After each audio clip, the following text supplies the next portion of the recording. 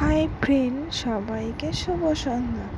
তো বাবু আবারও আজ মাছ মারতে গেছিলো। তো দেখো, 3টে কাতলা মাছ পেয়েছে, একটা মৃগেল মাছ পেয়েছে।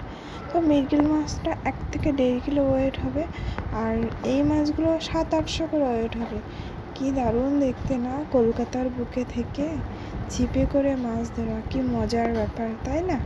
আর দেখো, আমি মাছগুলো কাটতে বসে গেছি, আর আমার তো মাছ কাটতে ভালোই লাগে।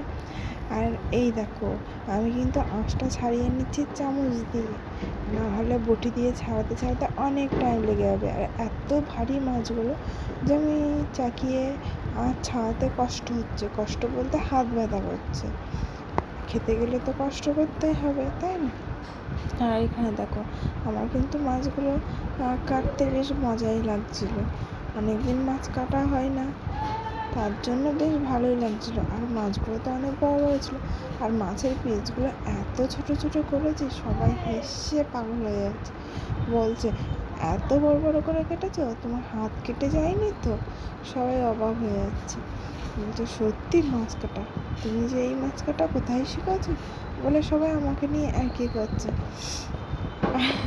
আমি বলছি আমাকে ভিডিও করো না, মাছগুলো ভিডিও করো আমাকে।